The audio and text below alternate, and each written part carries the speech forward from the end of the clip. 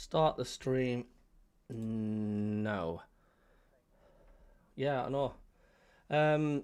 So welcome to the Let's Get Carried Away show. And we have Robert and his dog. Rob, how are you doing?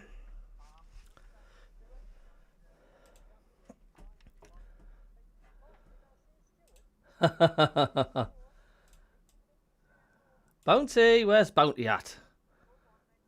Look at that big bundle of fluff.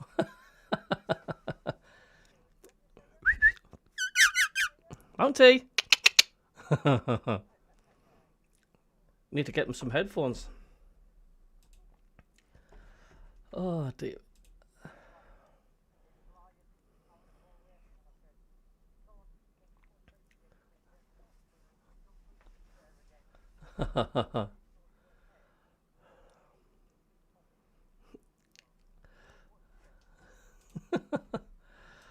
Oh, got people in the chat. Right. Hello, Paul, Graham, Dougie, Stewart, the moderator, Kingfisher, Simon. Says Matt and Cabby, I have a question. I have a friend visiting the UK at the moment, so I am using them to bring me over an away top from the club shop. How long does it take in the post from ordering? Well, when I've ordered a top, it's usually 5 days, 4 working days, depending.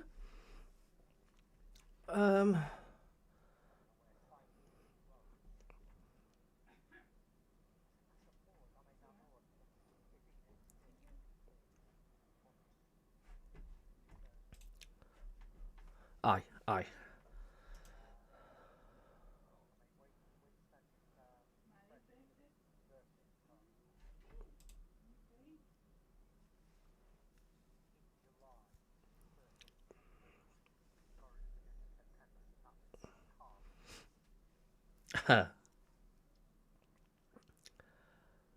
Oh, dear me.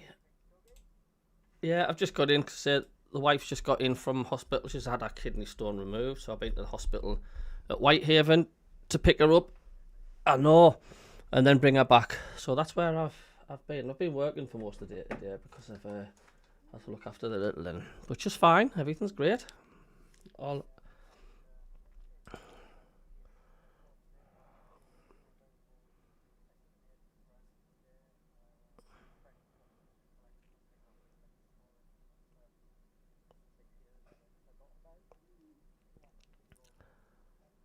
People saying they can't. Oh, wait a minute. This is my fault. Hold on. Desktop audio. Bear with us a second. Yeah, it's. Just bear with me a second. We will get Rob on 2 seconds. Hold on.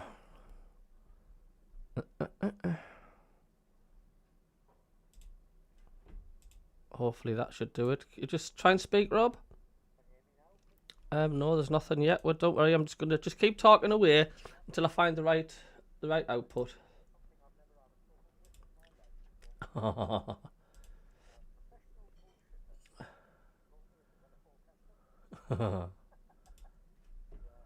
So just give us there a we thumb, go. give us a thumbs up if you can hear me, peeps.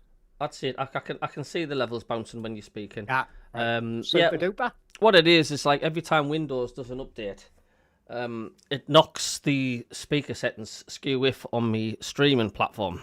Yeah. It knocks them to sort of not factory settings, but it puts them onto default settings. So therefore, I've got to keep. It's just it literally all it is just clicking 2 boxes and that's it. But it keeps knocking them off when it does an update, which is a pain.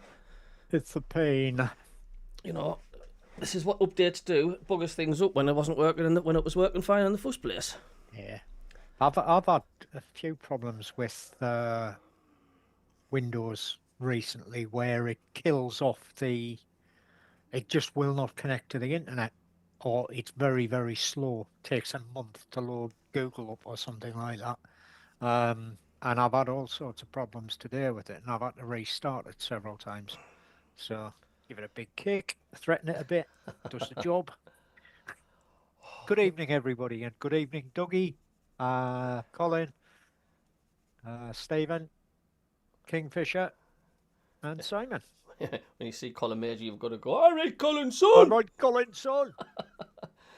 Stevie Taylor! That's the way he used to go. Hello to Simon. Paul Graham, how you doing? Good evening, guys. Another fantastic result and performance against the Gooners last week. One thing that marks the C out of me is the litter on the pitch. It's always been a problem for years, that, Steve. Yeah. For years and years and years, that's always been a problem. I think, to be honest, it was the same at Roker Park. We just live in a windy area, don't we, Rob?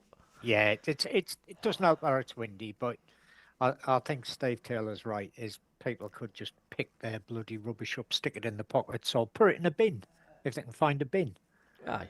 It doesn't take anything. But I mean, half the time, a lot of the rubbish is caused by the bin men because they just throw the stuff into the wagon and they don't mind if they miss. A lot of hook and catch. Nice to see you, mate. He says, hello, mate. Happy to see Sunderland playing well. Aye, it's we're all still in disbelief, to be quite honest with you. Yeah, I think we are. And even my mate Don, who is of the opposite persuasion, shall we say, he wears black and white striped top. He actually turned round and said, he said, I'm not looking forward to playing Sunderland in the derby. He says, I think we'll get thumped. I don't know. You This can't. is the guy. This is the guy who's going to come on and do the pre-derby show with us. And the last few times we've watched Sunderland Newcastle derbies, he's always been on the losing end. So yeah, he's not. He thinks we're performing really well, and he actually said that when we were playing Chelsea, he was in a working men's club in Ashington, and he cheered Sunderland on, and was getting some seriously evil looks. So we all know it's out can happen. It can. I mean, Newcastle will turn the corner at some point. Let's just hope it's after the playoffs, because their away form is appalling. And is it April the last won a game away from home, and that was against Leicester, for God's sake. Oh, sorry against. Sorry, but we've got somebody knocking on the door here. Ah, it's Mr. Singh. Good afternoon. Malta, Good good evening, to see you. Malta. How are you? Hiya guys, glad to be back. It's been a long time, man. It has, mate. It has. How was your trip to the homeland then? It was good. But it's always good to be back. Fantastic. No place like home. No. How long were you away for again, Malta? 22 years or something. Yeah, that is Kind of holiday. absolutely. It's, You know what it is? You can't really go to India and stay there only for a short period of time. It's such a big country. It's like Australia. What's the point of going to Australia for 2 weeks? Oh, You might see half a city, and there's the barely rest get of out the the bloody airport, country. man. Yeah, exactly. Good to see you though. Like your background and stuff. Aye, the roofs is on fire. Yeah, like it. If you're wondering why I don't put your t-shirt on, it's because I need to lose at least another 6 stone before I can put it on. What size are you, Stuart? Well, I got my new Sunderland away top, and it's a double XL. Double XL. Does that fit you all right? Aye, but I do need to lose a bit of weight. I've got about 15 Sunderland tops I cannot put on, which I did manage to put on last year. Not good. Well, I've got some more tops as well. So I'll send you a new one in 2XL. Aye, it's MACKEM shop. Yeah, if you do you want to tell the viewers a little bit about the shop? You've got your ticker up there. Yeah. So I run the MACKEM shop, everybody, and we do Sunderland merchandise. So the flag you can see behind me, the roofs is on fire. That's one of our products. I've also got this available in a fridge magnet as well for £3. I've got a load of listings which need to be done for today and tomorrow in time for the Black Friday. I've also got 4 different 1973 lovely canvases in as well. Beautiful. I had them when I was at the 61 Durham, and people were like, the quality, and for 20 quid, it's a great present for 20 quid. Yeah, I've got some custom polo shirts. So I've got this one, which you can see here, which is the Sunderland one in the 92 colours. You know, it is, you know, when you're reversed, right, on the mirror. So it's like, look. Yeah. So yeah. And then I've also got a Vaux one in black, which is Vaux on it. And then I've got a red one, which is MACKEM's. Again, they're exclusive. Quality's really good. I do also sell the Sunderland official one, which is £29.99 on the club's website, but I do for £27. Still got some of those left in red and black as well. Got 10 different fridge magnets in. We've got hoodies. So we've got the MACKEM's till the end and the Wearmouth Colliery hoodie. We've also got the Terrace Cult sweatshirts in, the reds exclusive to the MACKEM shop. And we're going to have a Black Friday deal on. So they're normally 50 quid. But on Friday, we're going to be doing them for £30, you know, which is just like a crazy Black Friday deal. Got loads of other new stuff in as well. I've got the Christmas tree formation Sunderland bauble. Oh, have you? We've got the Sunderland players. Oh yeah, I'm gonna have to show you that. You know what I'll do? I'll run down and I'll grab a couple of bits later on. I've got Sunderland Santa hats. They actually live now, and we've also got the Sunderland Santa hats as well. They were again really popular. Kids going crazy for those. So yeah, we've got good stuff in. You know, if you're doing a Secret Santa for somebody, or if you want to buy something a little bit different, support local independent businesses as well. The MACKEM shop is there, it's where it's at. So we will be, for anybody who is in the Durham, Ramside Hall area, we'll be there at the Ramside Hall on the 30th of November, all day at the Ramside Christmas market. And that is really good. And there's food on, there's entertainment, there's loads of great stalls as well. Obviously, the MACKEM shop will be there, but there's loads of other great artisan stalls. There's a guy who does fantastic paintings, and for 80 quid, you're thinking, how can he sell that for 80 quid? But so I've commissioned him to do as a Dan Ballard. Class like. Well. Yeah. It's a popular place, Ramside Hall as well. I mean, I used to work there years ago, and the golf course. It's a 27-hole golf course, and of course a lot of Sunderland players play all there the as Sunderland well. players go there. All the Sunderland players go there when they did the team bonding session. That was at the Ramside, because he's also John, who owns it. He's also got bowling in there, 10-pin bowling as well. And I'm also going to start departing with some of my signed memorabilia as well, where I've got duplicates. So I've got signed by the entire 1973 team. I'll bring that on screen so I can show you that. And that's going to be going for £300. I've also got some. Finally, my wife's convinced us to let go a couple of 1973 programs as well, all in pristine, immaculate condition. Just grab one for you. So Somewhere I have a copy of that. Oh, yeah. Yeah. So yeah. Oh, class. Yeah. So I've got 14 programs. Had a ticket, ended up with a program, never got to go to the game because my mum got the tickets as well.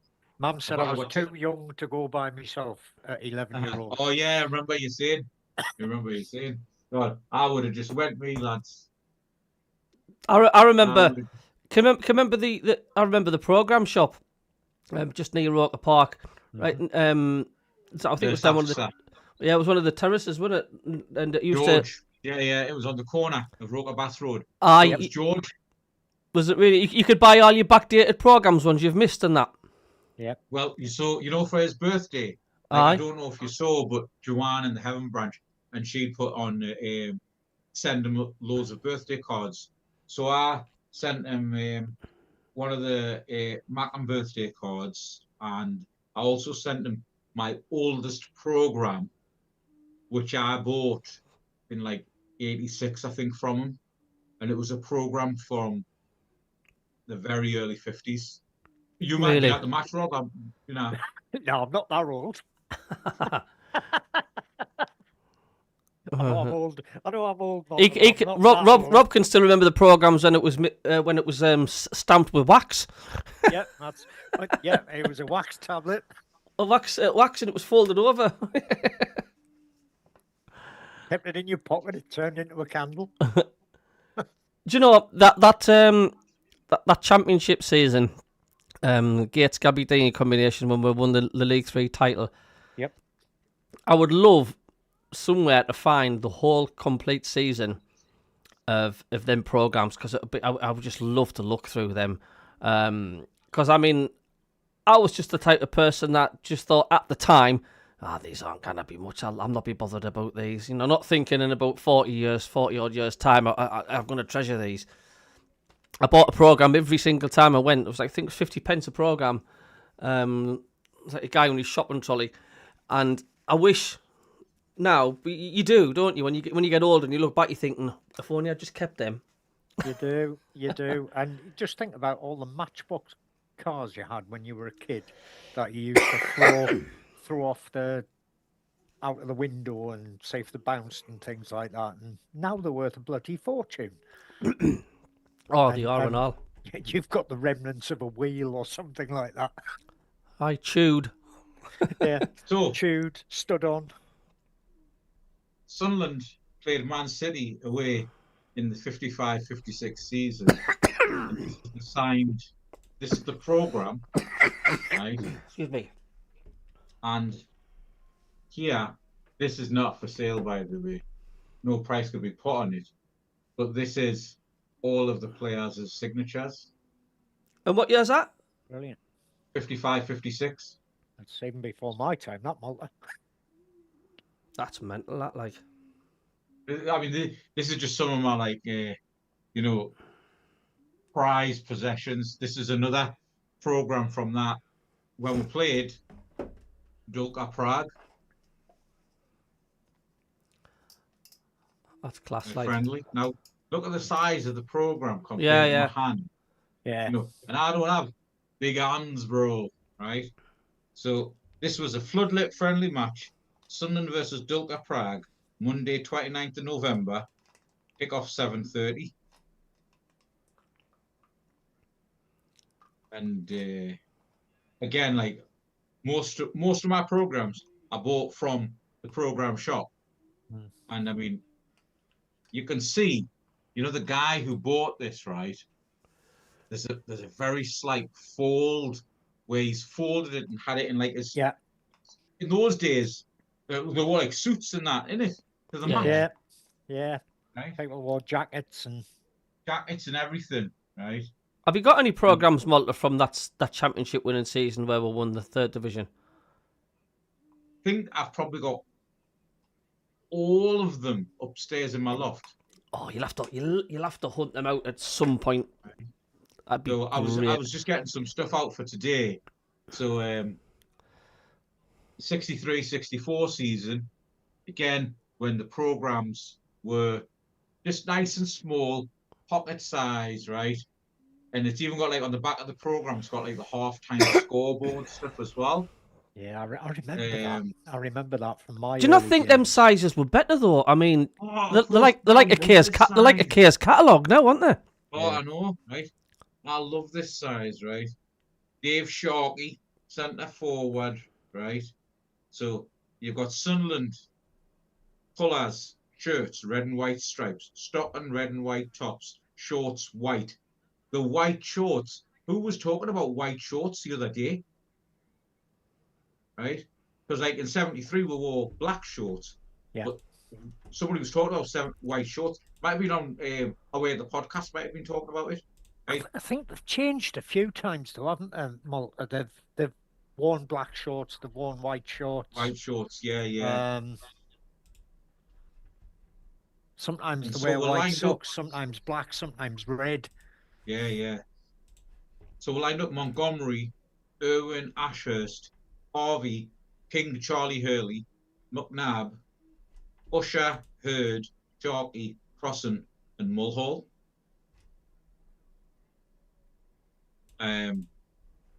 And then in the match, a program, there's an advert, Sunderland versus Benfica, Roker Park, Thursday, November the 14th, all ticket match. Right? And this is in 63-64. Well, the funny thing is, got some programs from 59-60, right? And these programs are bigger. So you've got the small programs, 63-64, or 59-60. We've And got that was 4p, wasn't it? Or 4 pennies. 4D and 6D. 4D. 4 So, pennies, yeah. And so sixpence. 59-60, right? It was 4D. So sixpence. So if does D mean pence, does it? Yes. Pennies. In, The old decimal. pennies. No, old pennies. For old pence, right? Yeah. So the price went up, right? But the program went smaller. It was like a box of Quality Streets, because I'm tying it in with Christmas. You got more of a paper, right? You got more of a program. And then due to like some sort of recession in that season, 63-64, the programs got smaller, right? And then 68-69, because I've been trying to collect all of our European programs. So this one is from Bilka Prague, another friendly as well. 68-69, Wednesday, 11th of December, 6:30. And on the front, it's got a picture of L. Konechny, who obviously must be a very famous Slavia Prague player, on the front, right? Price, 6D. Advert in the middle, advert first page, Newcastle Exhibition Ale, right? Join the Black Cap Club and then join Newcastle Exhibition Ale, right? You've got the teams, Monty, Irwin, Ashurst, Hurley, Todd, Palmer, Porterfield, Bobby Kerr. Happy birthday, Bobby Kerr, for yesterday, by the way. Yeah, Billy indeed. Hughes, Colin Suggett, and Colin Mulhall. And we had 2 subs, Paddy Lowry, maybe relation to the Bradley family, and Albert Brown. But Slavia Prague had 3 subs, and we only had 2. Because was that in the days where you could only bring on 1 sub, Rob? Yeah, that is correct. Yeah, in those days you're only allowed 1 sub. Not like now where you can change half a team. And at the time, we were above Newcastle in Division 1. Liverpool were top. Same as now. Right? But get this, right? 22 games played. Liverpool are top, right? 36 points, right? And we were first, second, third, fourth, fifth, sixth, 14th on 21. The Mags were on 20th. And then below them, Man City, Man United, Man City, Ipswich, not long from having some great seasons with the, what do you call it, Bobby Robson, Coventry, Leicester City, Forest, and QPR were bottom. Yeah. And that was that the season before they won the European Cup? Or when did they win it? In the 70s or 80s?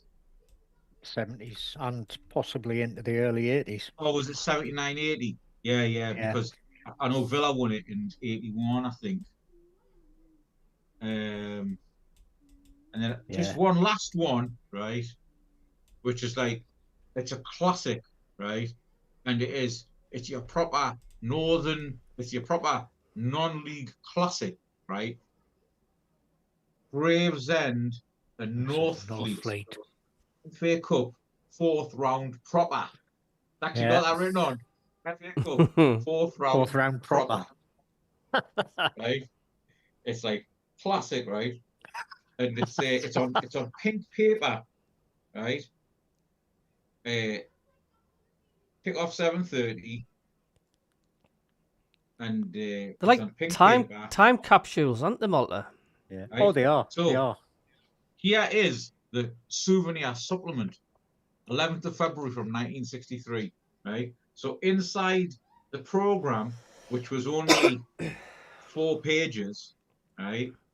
And then there's this souvenir supplement, right? As a souvenir, FA Cup 4th round, Monday 11th of February. Monday Night Football, lads. Gravesend and Northfleet versus Sunderland. Yeah. Monday night, right? And then it's got a bit of history. Roker Park, the home of Sunderland FC, has been a ground capacity of 75,118 on March 8th, 1933. And I'm sure Rob was there, like. Yeah. Yeah. I was Rob definitely counted about that. Sunderland visitors, right? And Sunderland FC have reached many highlights in the football world, having won the Football League on 5 occasions and runners-up 5 times. Actually, we've run the Football League 6 times. They also won the FA Cup in 36-37 when they beat Preston 3-1. You're thinking, why are they not mentioned in 1973? Because this is 10 years before 1973, right? Yep. And at least 3 of Sunderland players, Scottish international George Hurd, a 40,000 buy from Clyde. He's a good player, him, Inside wasn't he? left, Johnny Crossan, who cost 27,000, and outside left George Mulhall, another Scottish international, are worth 25,000 when signed from Aberdeen, are worth almost 100,000 in transfer fees. Yeah. That was a lot of money in those days. Isn't it? That was a Right? vast amount of money. And then listen to some of the players. Jimmy Montgomery, age 19, local, cost nothing. 10 years before he went on to lift the FA Cup with Sunderland. Colin Nelson, a pharmacist and only part-timer in the side. Len Ashurst, under 23 international. Stan Anderson, England right half and captain, member of the World Cup squad. Charlie Early, ex-Millwall, captain of Ireland. Jimmy McNabb, a hard-tackling Scot. Jimmy Davison, age 19, local. George Hurd, Scottish international. Dominic Sharkey, 19-year-old Scot who will replace the injured Brian Clough. Sharkey is short but has been likened as the famous Hughie Gallagher. Johnny Crossan, ex-Standard Liège. George Mulhall, Scottish international, ex-Aberdeen. Ambrose Fogarty, the current Ireland international. Harry Hooper, the former Wolves and England right winger. And right half Martin Harvey, an Irish international. Back in them days, we like to sign a lot of Scottish players, didn't we? We did. I mean, the original Sunderland and district teachers team was all Scottish. Yeah, it was. Yeah, it was Scottish Protestants who set up Sunderland, and it was Scottish Catholics that set up West End. Yeah, Newcastle West End, which became the scum. But yeah, that £100,000 in 1936 would be worth £9 million now. Wow. But that doesn't account for the fact that football transfers went silly. No. You know, if you think Rob, I mean, we spent less. We spent more on a goalkeeper. We spent 12 minutes on. We spent 12 mil on roofs. Oh no, this season roofs. Yeah. My pristine Milk Cup final program. Oh. You were there, weren't you, Rob? I didn't. I was overseas. I was down in the Falklands at the time, so it was a little bit far to travel back. You were on ship? No, I was on land. But were you on land? I was actually 8,000 miles away from the UK, and getting back was like impossible. It's difficult to get back now. I know lads who served in the Falklands, and they said, it was difficult getting there, difficult getting back. Yep. Well, they used to do it in the back of a Hercules. and that wasn't comfortable. I never, Oh, the Hercules is dead uncomfortable. I went all the way to a Middle Eastern country in the back of a Hercules. Yeah. And I'm telling you now, my neck was juddering for a few days afterwards. Yeah. You want to try driving a taxi around Carlisle with all the potholes? Yeah. Oh, yeah. No, it's great looking at them programs. Like you say, I mean, I'd love to delve into the. Honestly, if I just see if the front cover of a program, say from the late 80s, my era when I went, I get like goose pimples, just like because within a split second, I'm just by looking at a picture, I'm took right back to that moment. Just it's weird, isn't it? Just having a good laugh at John Parr's comment. Is Kev coming on because he's the only one that talks sense? Hey, come on, John Paul. We all talk a lot of sense on this channel, man. Love it. Class, one, John. So, Haifu tea, for some bizarre reason, Yeah. gave away these pictures of the Sunderland team. Taifu. Right, with the compliments of Taifu Tea Limited, Birmingham 5, Sunderland, McNabb, Park, Harvey, McLaughlin, Hurley, Ashurst, Irwin, Hallowell, Hurd, Hood, Sharkey, Mulhall. That sounds like about 1970-ish. Well, the thing is, though, if it was 70-ish, wouldn't it have had, what do you call it? It would have had, not Porterfield, it would have had Jim Montgomery. Possibly, yeah, But possibly. he was playing in the first team from 63, from that game.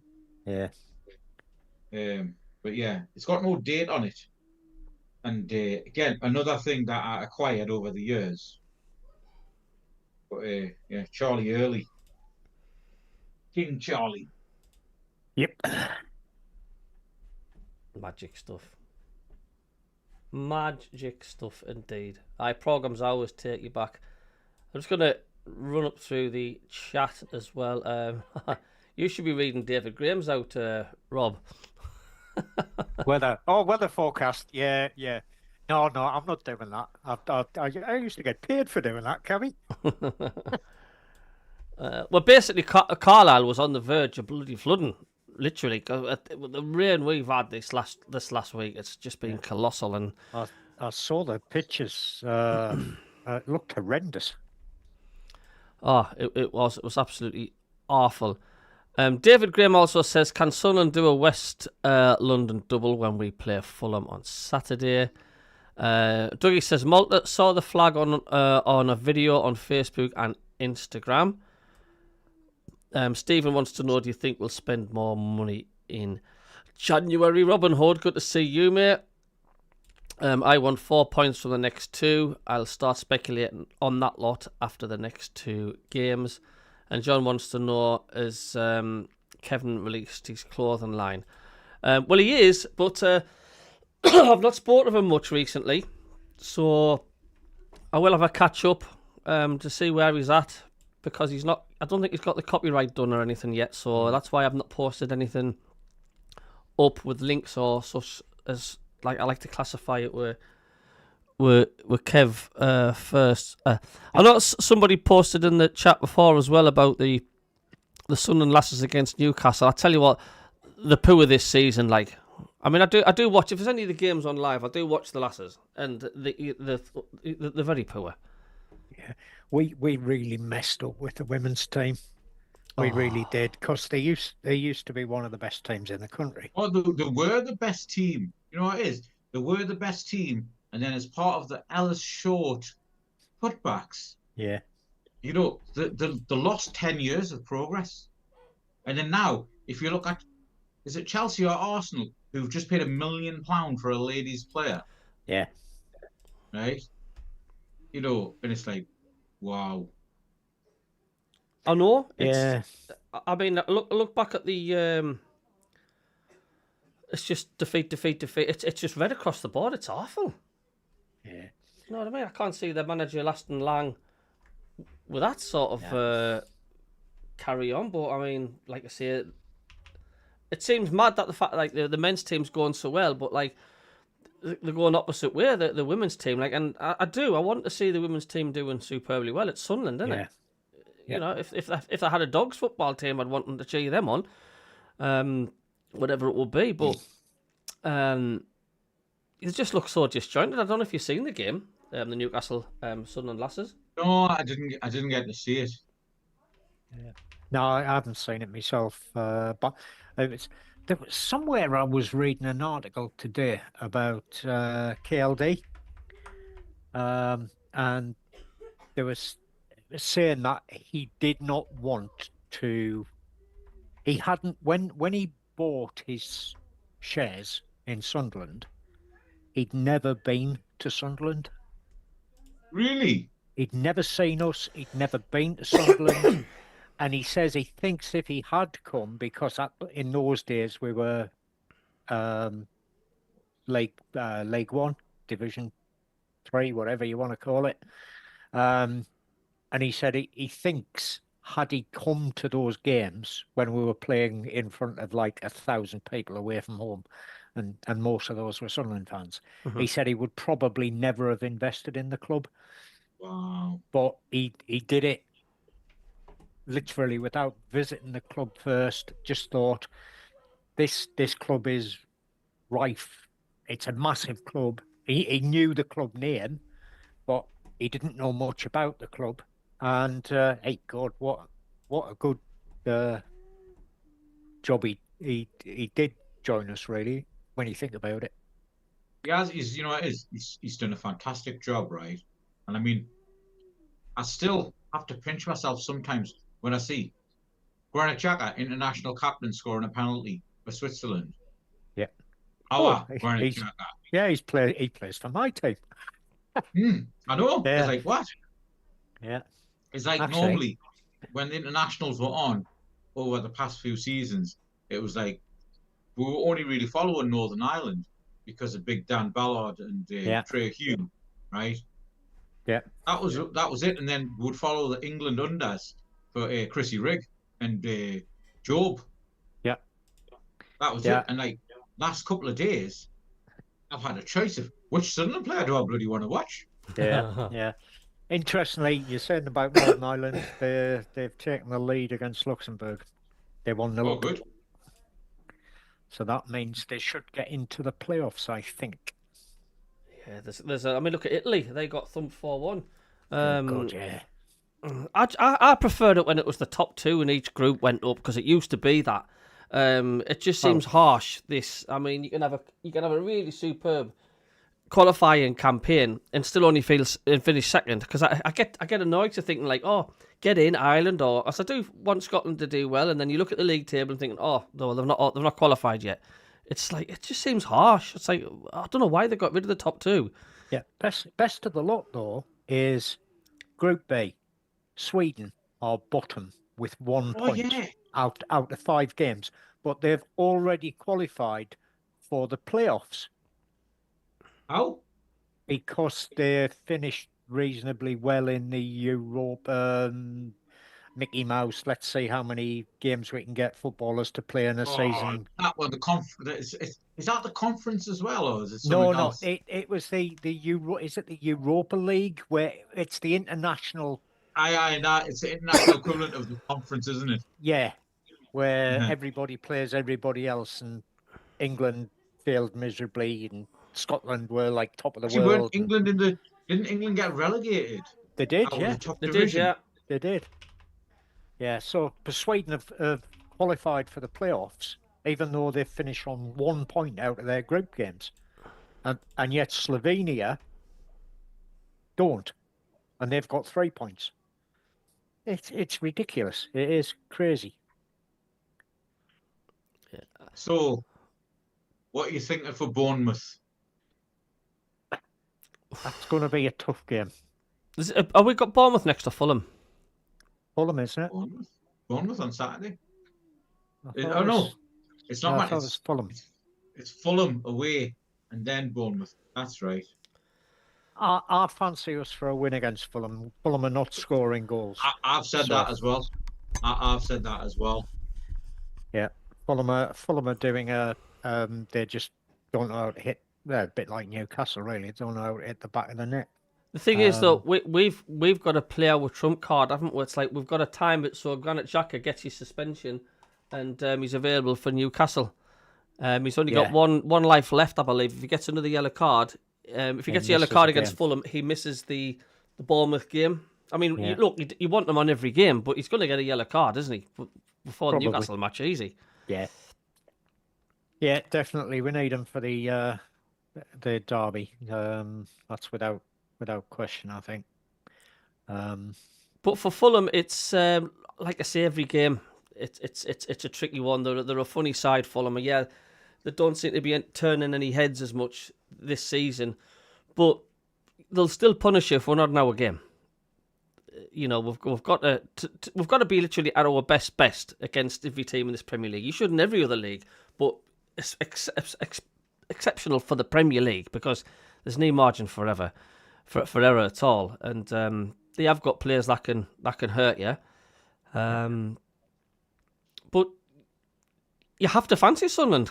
The season they've had so far. It sounds mad saying it, doesn't it?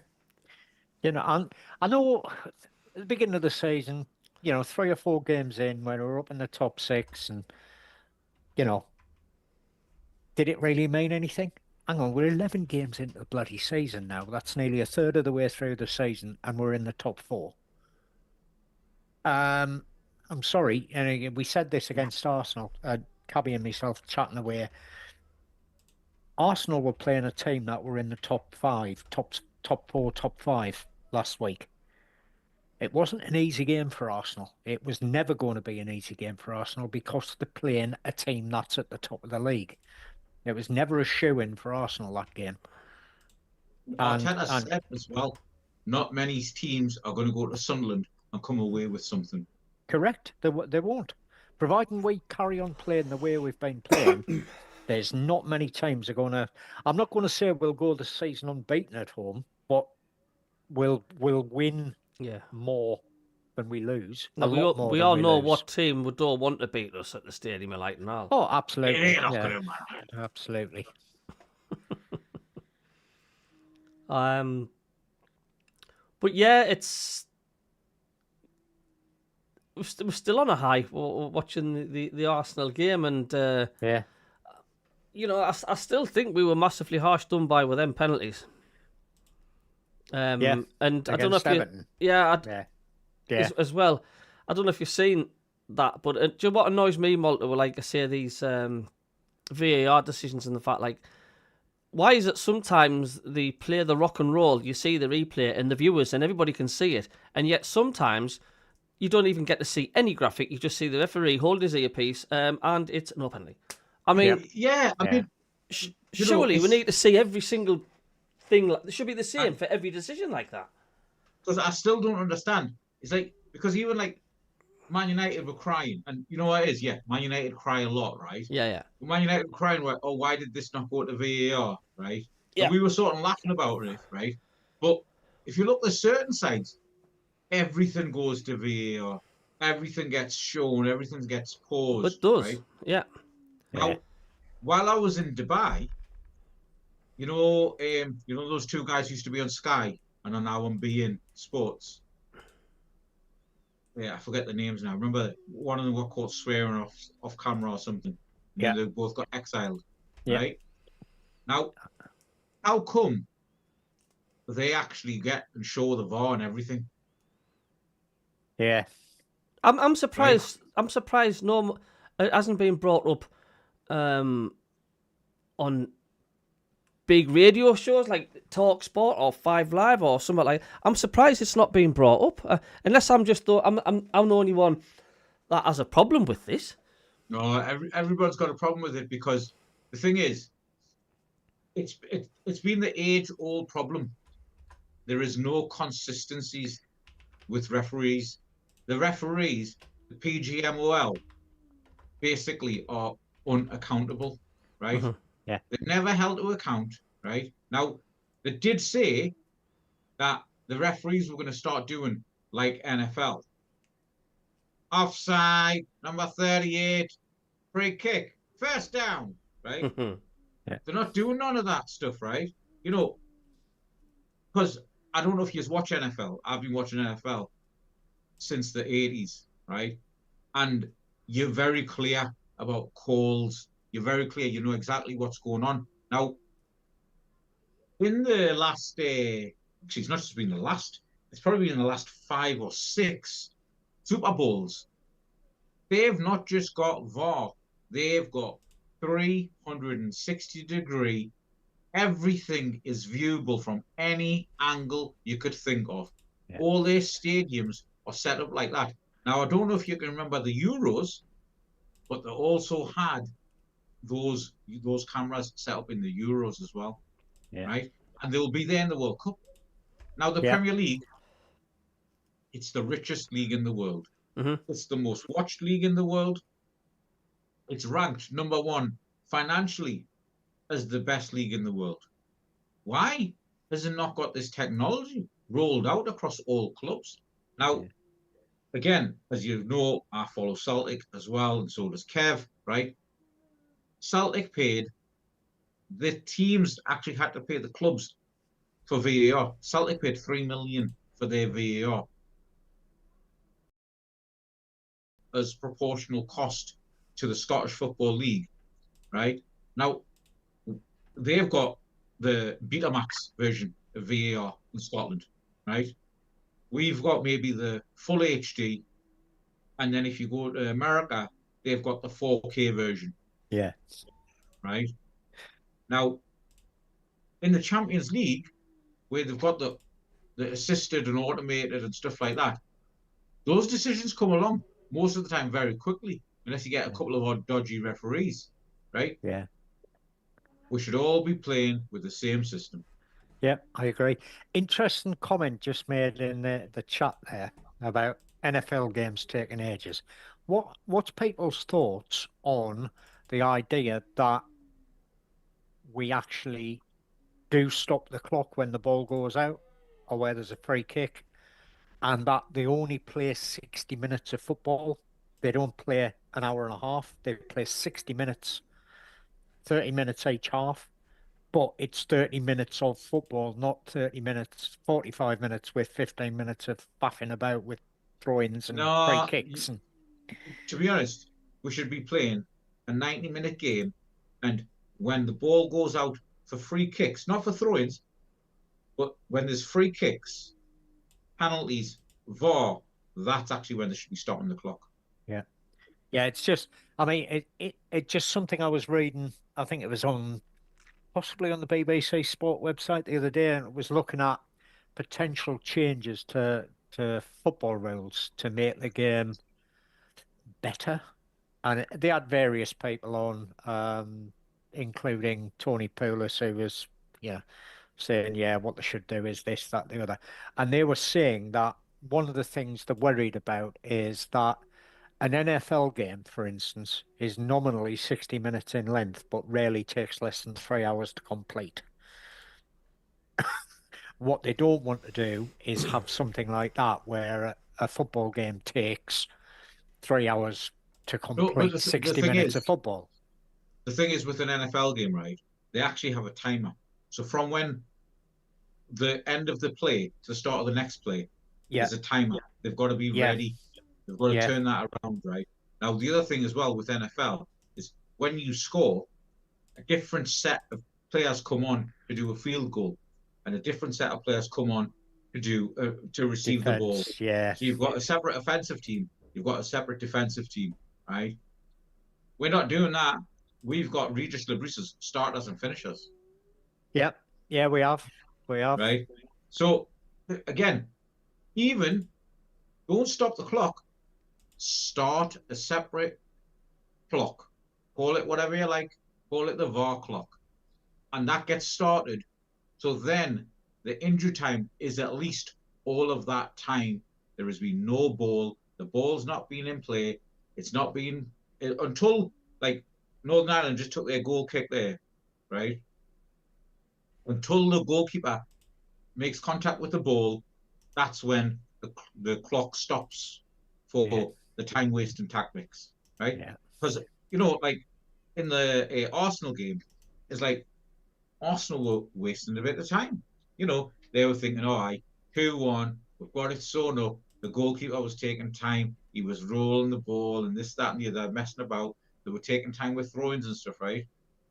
Big damn Ballard just says, hey, I'll use that few seconds, lads. Get a goal in. You know, Yeah. get that in, Robbie. Yeah. Yeah. I must admit, I did like Stuart's picture that he posted in the the messenger group for this chat of Brian Blobby in his pink and yellow spots. We're not Yeah, we're not the only ones that. Yeah, we are getting a little bit of lag, and I don't know what it is. But it must just be a server issue, which is out of my hands. But you can still see us. It's just a bit jerky now and again. I don't know why. Who's the guy that's the Man U fan that's on YouTube? The guy with the glasses. He gets thousands and thousands of views when he's on live. I didn't watch him, obviously. Yeah. Oh, Yeah. what do you call it? Even he says Mr. Blobby. Yeah. It's not just us. It just. Oh, no, it's I'm sure one of the podcasts actually led. I don't know if it was Graham and or whether it was Howard the podcast, but they actually led at the start of the podcast with the Mr. Blobby song. And I was laughing my head off. Yeah. Yeah. Yeah. I think you heard it here first, because Oh no, I didn't hear it first. It was the show we did on deadline day when we found out that signed Brian Brobby, and our first reaction on that was Mr. Blobby. Yeah, oh, it's Mr. Blobby. Blobby. Yeah, but it's good goal though, cracking goal. Oh, amazing goal. And better still, he's follow through, clattered into the side of Gabriel's head. So I like that also as well. Like,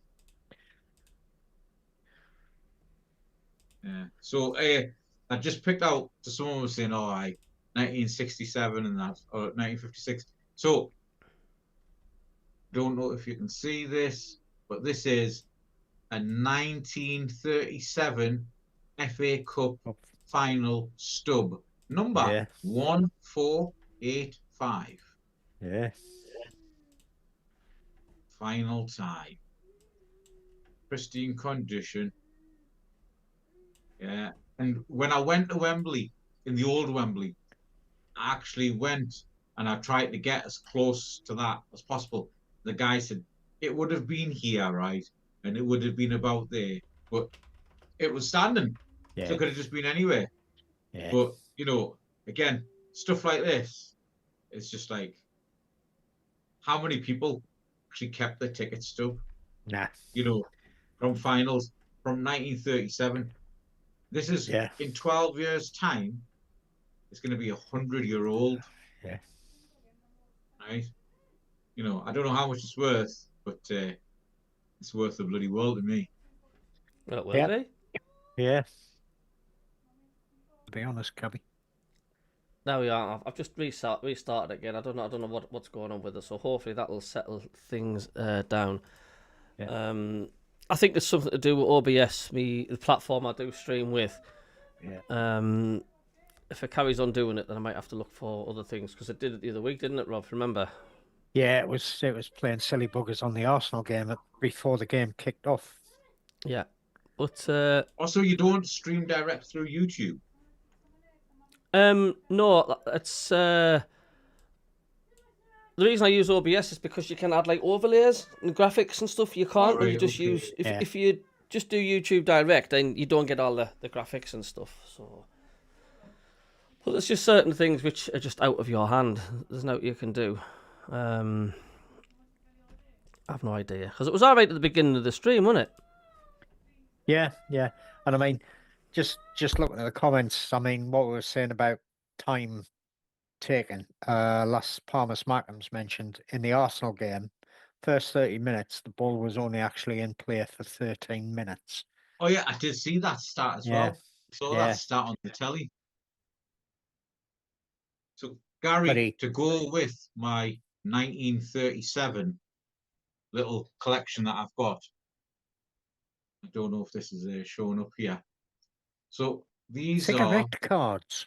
cigarette cards. Rach Carter, Yeah, Horatio Carter to you boys. yeah, Number 11, right? So this one is from a Dath Coke and State Express. yeah. And then this one is from WDAHO Wills, Will's tobacco, as in right? Benson and Hedges was made by Will's. And this is the one from Ogden's. Yeah, pipe tobacco. Uh-huh. Because again, I'm a bit of a Rach Carter collecting fanatic. Yeah, This is from WA and AC Churchman, never heard of them. and this is Willie's. So yeah, Willie's, Yeah, Rach Carter. yeah, So brilliant. they actually had two pictures of Rach Carter, and tracking these down. Not gonna lie, lads, took a long time. They're as rare as I've got them. hen's teeth, I reckon. You know what it is? Pens, gums, don't Yeah. even know what they are. Yeah, But yeah, you know what it is. You know, like I used to look at my old like football memorabilia. You know, in the League One years when it was just dire, right? yeah. Now I don't need to. I'll put on. I'll just watch the Arsenal game again. No, I think I'll watch the West Ham game again. I'll watch the match of the days. I'll watch the playoff final. I'll watch the Coventry semi-final Again again. and again and again. Yeah, And again and again. yeah. Um, interesting. Gary Hoyle saying about Brian Brobby will only get better, and I've been saying that for a while. He's a huge beast of a player, and he can score goals. He did Well, it in 2 the seasons ago, he was the top goal scorer, yeah, he right? was in the He Dutch was the league. top goal scorer, and he had a fantastic season, and he was on fire, Yeah, right? And I think he had a bit of an injury, and it might have been a change of manager or whatever. yeah, That's why, yeah. you know, I think he he's was Rob I Dyer. think he could well be the centre forward that we need, because he is a centre forward. He's a unit that can hold the ball up and lay it off to the likes of Isidore and Mayenda running through, or Talby for that matter. I just think he's going to be a good centre forward for us. It was just still on cloud nine here, you guys. I'm sorry, but So this is an original Panini Yeah. football card, my God. Was right? that from the early 70s, is that? 78, Yeah. right? Jeez. Football 78, right? Figurine Panini, printed in Italy by Edizioni Panini Modena, Yeah. number 410. Mental. And here's one for you, Malta. World Cup final. Mm-hmm. Is that being played at the MetLife Stadium in New York? That life, I yeah. thought it was. Because first game's at the Aztec Stadium, isn't it? Yeah, I yeah. think David Graham said it's at the Estadio Azteca, which is the old Aztec Stadium, which is a monstrous ground. It is huge. So, can you remember Boys Magazine, Rob? Vaguely. It's that long since I was a boy, mate. And all that. Yeah. I think, what is that? That's from Boys Magazine, Yeah. right? Poole, Oakley, Parker, Robson, England, Whip, Donaldson, Buchan, Mitten, Peterson, Ellis. That was a football series number 5. Next week, Fulham FC. Nobody wanted that one.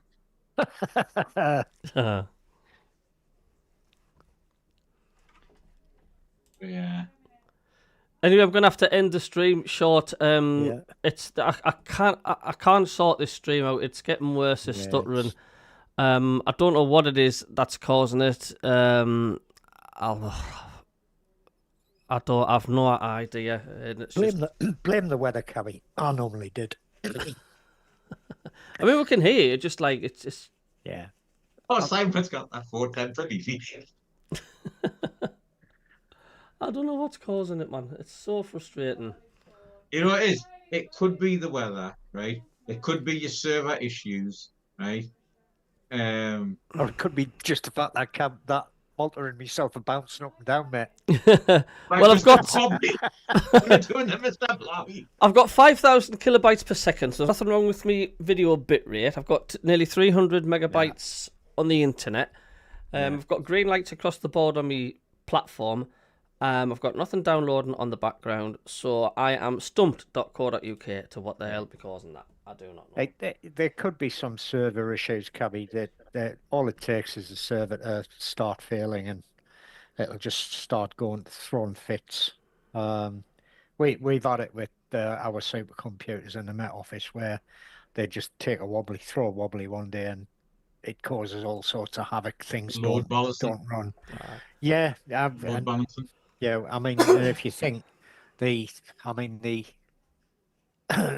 latest mainframe that the Met Office use is costing the UK taxpayer $1 billion or £1 billion. So it's a big beast of a computer. No, pounds. £1 billion. Pounds. Yeah, it's a vast amount of money. And we used to buy. What it is? You know, with the advent of like AI and everything else like that, right? Like, well, when I was in Dubai, I went to a couple of meetings because Dubai's going all in on AI, right? And you've got to be there or you're going to be left behind, right? Yeah. And it's not just for like business; it's for countries as well, you know. And Dubai's just going all in on AI. Anybody who's got anything to do with AI, they're giving them grants, they're giving them computers, they're giving them resource time servers, and they're like just building these machines like it's going out of business. But Dougie says my ITV on Sky was like this last night. Could be YouTube. It could be anything. Honestly, it could be. Well, I know for one thing, it's something that's out of my hands at the moment, and there's no I can do. But we will be doing another show on Thursday. I know Multi, you can't sometimes make them ones, but I think you'll be there, won't you, Rob? I'll be there, yeah. Me and the hairy beast will turn up. Thursday, I should be able to do Thursday this week, unless there's on the whistle or something on. Yeah, well, like I say, it's an open door. You just have to knock on it and say, "Can I come on?" It's nothing lost. There's no pressures about like that. I've missed being on, man. That's why, like, I've always been wherever I've been. I've always had it on, and then I'll rewatch it and that as well. But I mean, the stream's watchable. It's just like it's just like it's not interrupting the stream. I can hear you perfectly well. It just feels like it's I don't know. It's like it's on the drink the night before and it's got the shakes. Yeah. It's an IT issue. They happen. There's not a lot you can do about them sometimes. No. Yeah. Got in a support ticket, MACKEM Cabby. Put in a support ticket. You tried turning it off and on again. Well, I'm gonna. There is another platform. There is another platform I can use. There is another streaming platform I can use. It's always good to have like a backup. It's just really used to using OBS. And it does. Yeah. People are fickle on the internet. It's like if you get the slightest stutter, they won't watch it. They'll just not watch it. They'll just turn off, and that's the way it is. Yes, the Ashes start this Friday. Is it this Friday? It starts, is it? Yeah. Yeah. Aye. Well, what I'm gonna try and do, because I love the Ashes, I absolutely love it. I love all the Test matches and stuff. I'm gonna have to listen to it the next morning, because it starts at like 11 o'clock at night, right through till 5 in the morning, doesn't it? 6 in the morning. So it's impossible for a lot of people who work to watch that. So I'm going to try and not know what any of the scores are, and I'm just going to go to work and put the Test match special on my phone straight away and just press play and just listen to it. That's the only way I can do it. Yeah. Yeah, I must admit, I'm not a one-day cricket person. I prefer the test match, the 5-day tests. It's, do you know what it is? It's a different expression of skill. Mm. It's adapting as well, adapting between each match, right? And even each day, how is the team actually dealing with the ball, with the weather? Is it spinning? What's the offense like? It's that's where the tactics is. Yeah, yeah. No, looking forward to it. It's always good to play the Australians and beat them if we can. I've been to one at the CABBIE. That's Yeah, I went to the CABBIE. that's a good ground. That Massive. My It's a sister good used to ground. live she used to live in Robina on the Gold Coast, just down near Brisbane, and went to watch there. Yeah, nothing better than a 5-day test match where you turn up for 5 days and you just sit in the stands steadily drinking all day long. Do you know the really, really funny things are like it's on the Test matches, that the banter, and I've got the recording. So it was one of them was that funny. I recorded the whole 5 hours worth, and it was I think it was at Edgbaston. It's the Holly stand, and that's the best stand out of any Test match ground. That just gives the opposition jip and grief. Yeah. And Mitchell Johnson, it was just so funny.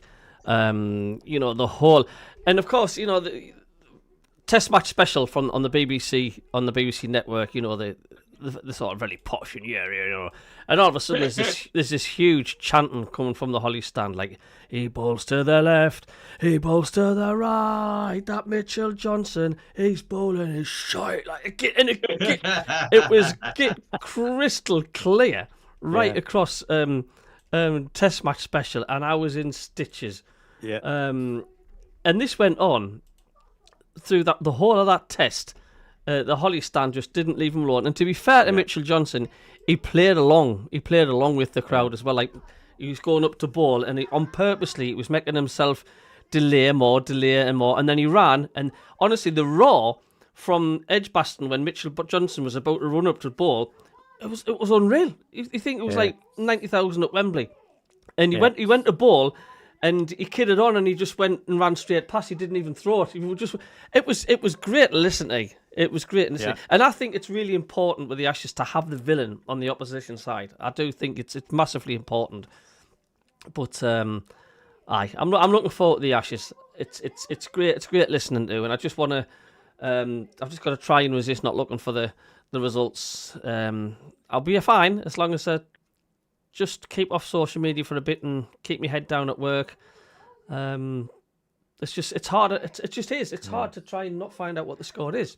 Yeah, it is. It is. Especially when you've got kids like me who say, "Hey, Cabby, did you see England won by 10 You're wickets?" going to have to leave. You're going to have to leave the group because I'm going to be putting on Wicket in the Cricket. I'll be watching till 1, 2 a.m. every day. It's magic, man. It's like I prefer the older commentators like Henry Blofeld and Jeffrey Boycott. I mean, and Henry Blofeld was class. Oh, there's a pigeon and there's a crane in the background and there's a big red bus and there's a ball comes up and it's hit for near the leg stump. It's wide and here's another pigeon. And it was just like crazy. And here comes our toughest and it's ball by left stump and there's a pigeon over it's there on its own. It's got no mates. It must be. I wonder if his name's Jeffrey. You know what I mean? Winding Jeffrey Boycott up. Yeah. Yeah. Oh, Class. Blows was Class. brilliant. You know, and it's look, they still are a good bunch of lads. You've got like, you know, you got Toughers and all that, and there's just something special. And I'm pleased to say that the BBC have the rights to the Ashes, because when TalkSport have the rights and they broadcast a Test match, it just doesn't have the same twang with TalkSport doing it.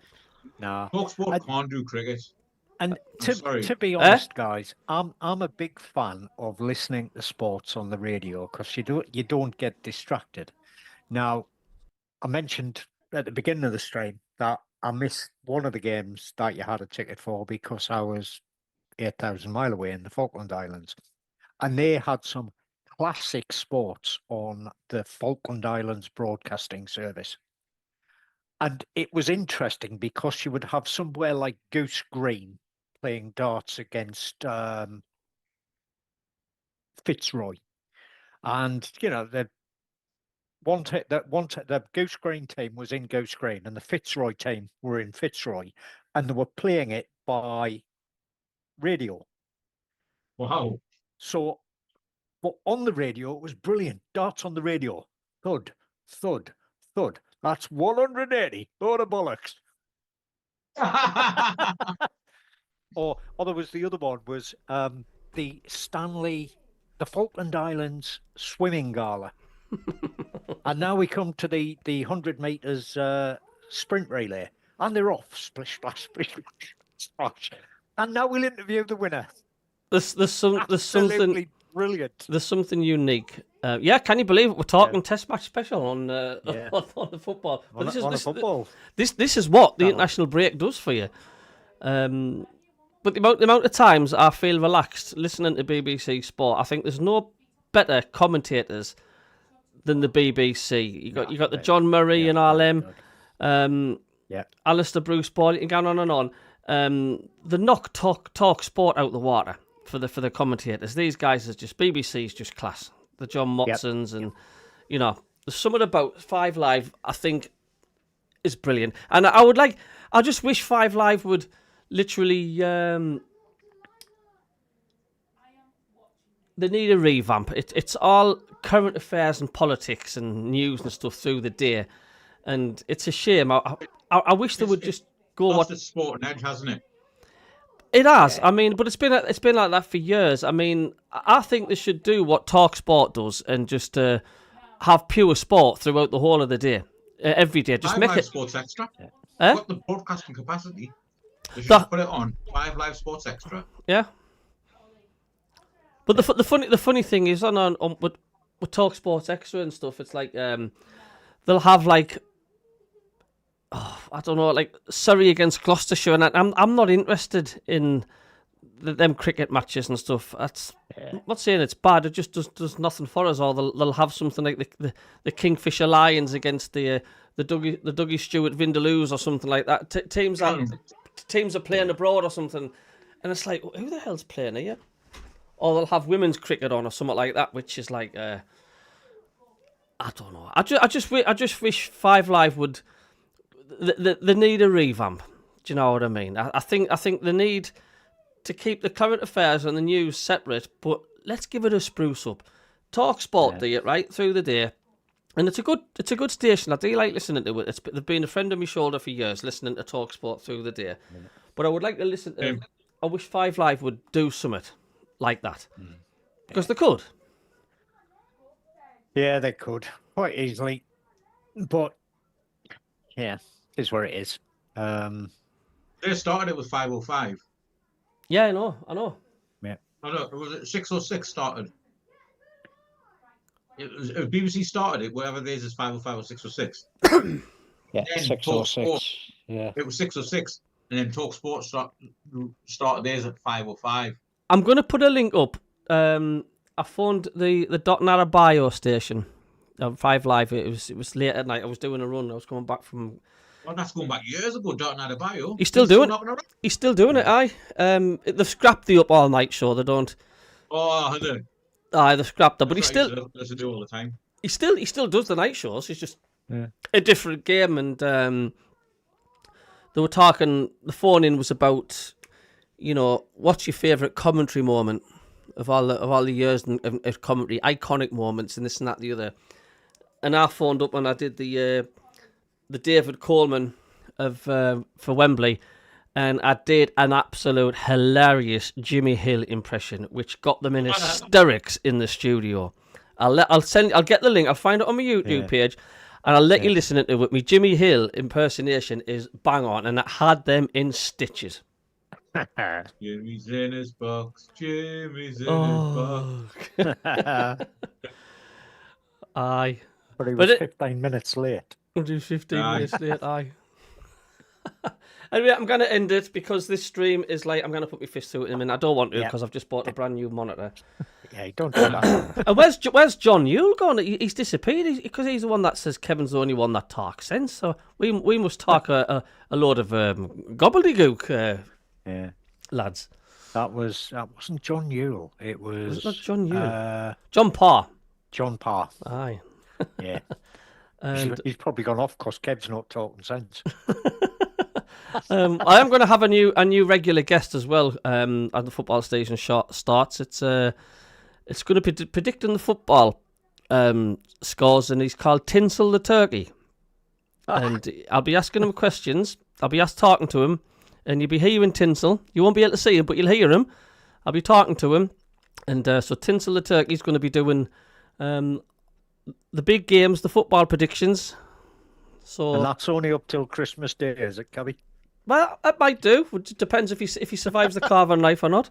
Yeah, well, when we lived in Germany, we used to the nearest big town was Bielefeld, and as you drove up from Gütersloh to Bielefeld, there was a small farm, small holding, and they used to have geese, so pristine white geese, hundreds of them in this field, and they all disappeared round about the 20th of December. They just all went on holiday, apparently. All went on holiday? Yeah, they all went on holiday. Oh, that's what Sue said they did. Goodness me. And then they came back, and it was obviously a health holiday because they came back as much smaller geese. Fantastic stuff. But no, I'm going to get myself a soundboard as well. Apparently, you can get a little soundboard where you can record little snippets of audios and things like that. And I've been told they're really handy to have when you're doing your streams and stuff. Yeah. Where you know what I mean. You just literally saving an audio file on one button, and then every time you press the button, you're playing that thing. So I'm going to look into getting one of them because I'm going to need it for Tinsel. Let's get carried away. I want to get that on as well. And just like little things as well, like if we've scored and just shout it's a goal or something like that, just little things to try and spruce things up a little bit. So, well, yeah, we do that anyway though, Cabby, don't we? You know, unfortunately, occasionally we tend to swear when we score goals. You know. Anyway, I'll end it there. Malta, good to see you. We're available, like I say, this Thursday as well. You're welcome to join us. Stutter free. See you on Thursday, lads. Will do. We'll be there. And you take care, Malta, and we'll catch. By the way, your headphones are still working great. Yeah, I know. Perfect. They're perfect.